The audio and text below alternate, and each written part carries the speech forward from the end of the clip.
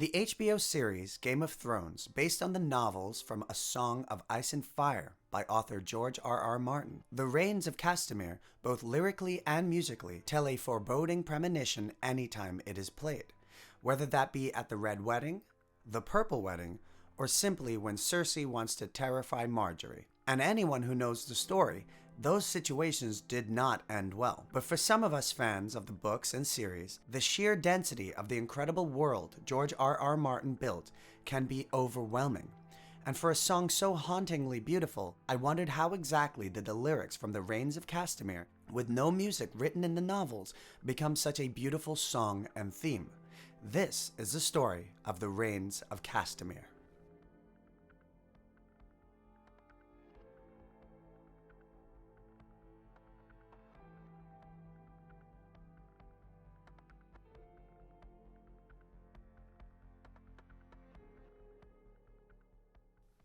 To begin, let's do a quick recap on the lyrics.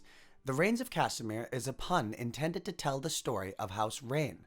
House Reyne was at one point the second wealthiest family in Westeros. And who should be the number one wealthiest family in Westeros? The Lannisters, of course. Well, House Reyne decided to rebel against their Lord Liege, Tytos Lannister, and was in turn obliterated. I've made a huge mistake. Lord Tytos sent his son Tywin Lannister to march against Lord Reyne. Castamere was put to the torch. The entire family was destroyed.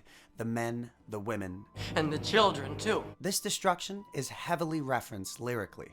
For example, in a coat of gold or a coat of red, a lion still has claws, and mine are long and sharp, my lord, as long and sharp as yours. The sigil for both House Lannister and House Reyne are both lions. The Lannisters is gold and the Reynes are red, so this rebellion was seen as the clash of lions. Another example is, and now the Reynes weep o'er his halls, and not a soul to hear. Meaning, they're all dead. The Lannisters literally killed them all. George R.R. Martin, as we know, was heavily influenced by The Lord of the Rings and The Hobbit, written by J.R.R. Tolkien. He says, Tolkien in The Hobbit and Lord of the Rings included a number of song, lyrics, and poems. The hobbits were always breaking into a jolly song, or sometimes a less than jolly song on the road. And like much else that he did, it sort of became incumbent on those of us who followed his footsteps to do that too, and to include some songs. And I like it. It helps give the world a little reality.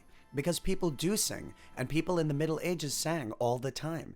They didn't have record players or CDs or the radio. They entertained each other by listening to bards and traveling musicians and singing to themselves. So those are the lyrics. Lovely and terrifying. But where did the music come from? George R.R. Martin didn't write any, although he was extremely pleased that his lyrics came to life. You can even see his love for music from just the titles of his works before A Song of Ice and Fire. Titles like The Song for Laia, Songs the Dead Men Sing, Songs of Stars and Shadows, and of course, ultimately, A Song of Ice and Fire. And as George says, what you can get from these things is, quote, deep inside, I'm a frustrated songwriter. We've heard loads of characters in the show whistling, humming, and singing The Rains of Castamere, and even the indie rock band The National performed it for the credits in the show, but none of them wrote it.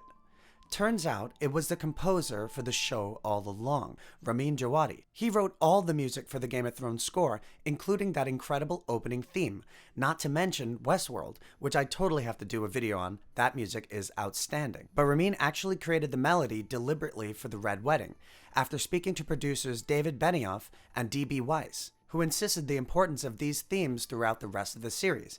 After all, The Rains of Castamere is nicknamed the Lannister Song by characters in the story and its author George R.R. Martin. Benioff and Weiss told him that the song had to be haunting but beautiful, because the theme had to be flexible, as it was to be used in a plethora of different ways even well before the Red Wedding itself. Ramin, knowing full well the gravity of this theme, that it was to be used to show a sense of loss, tragedy, and the ruthless power of the Lannisters, combined the lyrics George R.R. Martin created with a slow and deliberate marching pace and hauntingly melodious minor progression.